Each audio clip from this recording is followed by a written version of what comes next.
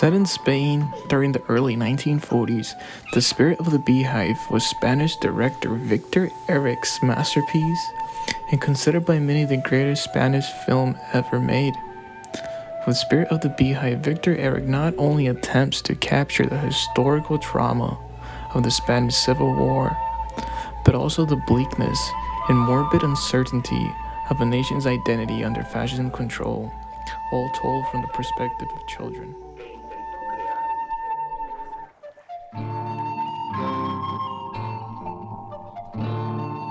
On the surface, The Spirit of the Beehive tells the story of two young sisters, Isabel and Anna, who live in a small, quiet, bleak, and isolated village somewhere in Spain.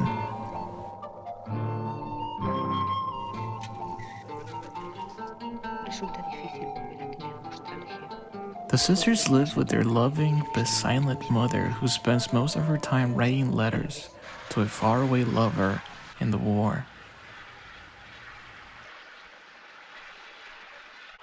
And their detached father, who spends most of his time either beekeeping or barricaded in his study writing about beekeeping.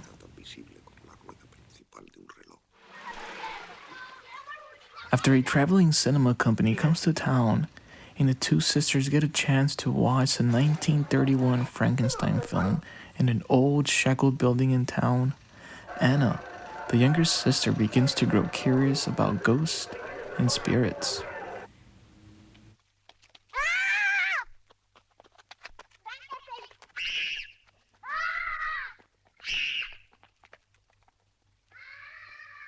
When Isabel tells Anna that Frankenstein is a spirit, one that she has seen roaming around a small abandoned building nearby, Anna's curiosity grows.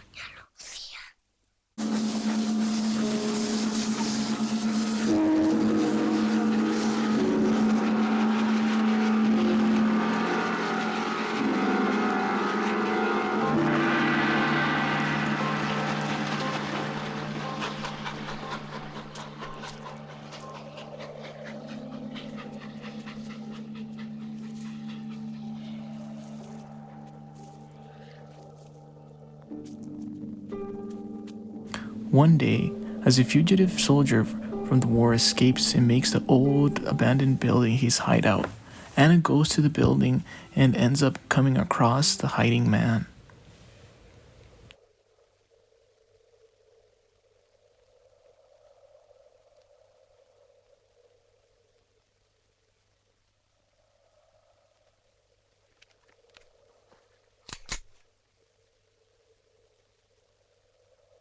Innocently mistaking the fugitive soldier for a spirit, Anna brings the man food, along with her father's coat and watch.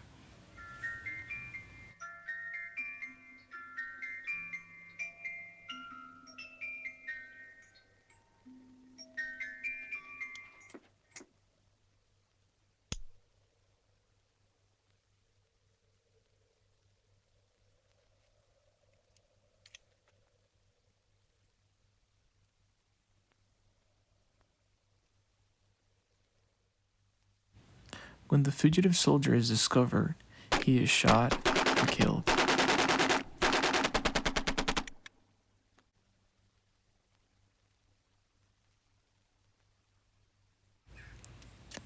Thinking that the soldier was a spirit, and believing that spirits do not die, Anna runs away into the woods in search for the man.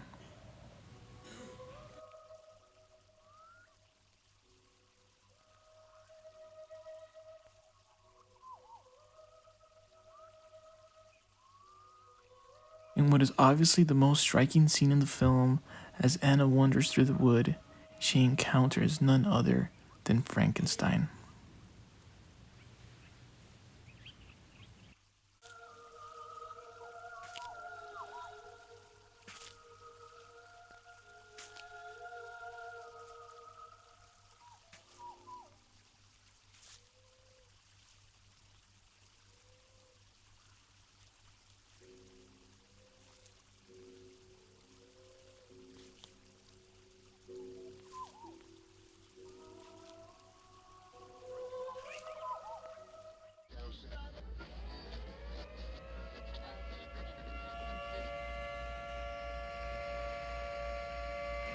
At the time of its end, the Spanish Civil War, which lasted from 1936 to 1939, was considered the bloodiest war Western Europe had experienced since World War I.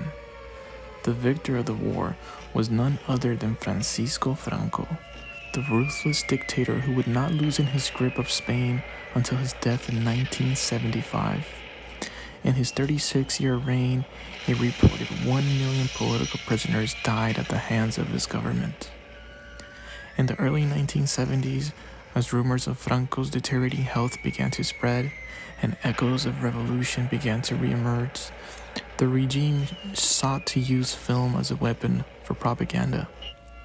As a result of this new shift, Victor Erice, a young filmmaker, managed to film and release The Spirit of the Beehive. The film successfully avoided spreading false fascist propaganda and instead questioned it, all under censorship detection.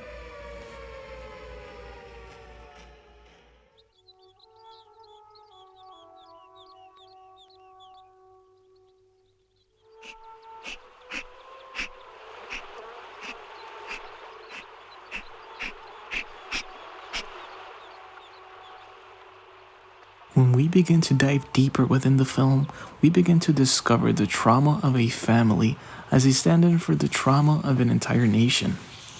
Since Victor Erice could not straightforwardly reference Franco and his fascist regime due to censorship and possible imprisonment, the answer laid in the usage of subtle metaphor and symbolism. Throughout the film, references to bees and beekeeper is constantly present. It was through this unequal master and slave relationship that Erice used as a stand-in for the representation of the people of Spain under Franco's government. Further, Erice deliberately ordered each window of the house to have the shape of a honeycomb, and with the help of his cinematographer, a yellow distinctive color was used inside the house, giving the impression of the house being one giant beehive and the people inside nothing but useless bees.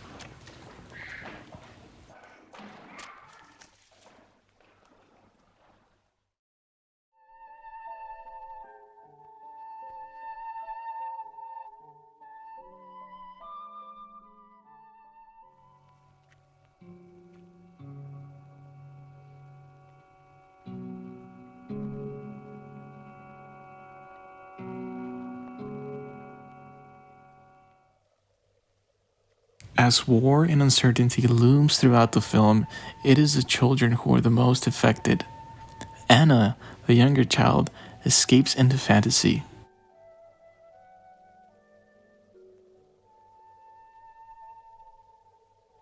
When she encounters the death of the fugitive soldier, Anna escapes into the world of magic, cinema, and spirits.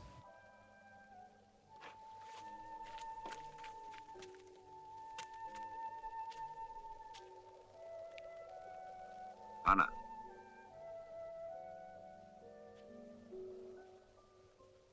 Ana, ven aquí.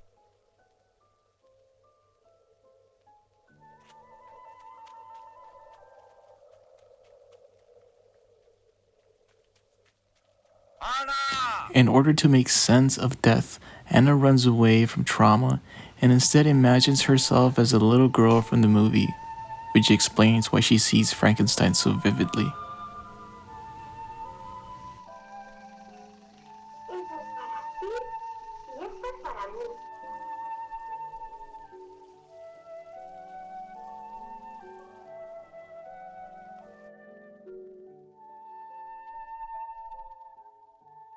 In contrast, Isabel, who can better distinguish reality from fantasy, attempts to deal with trauma through a physical curiosity with death. During one scene, she grabs her cat and attempts to strangle it. When the cat fights back and cuts her finger, Isabel rubs the blood on her lips, illustrating a sense of innocent curiosity.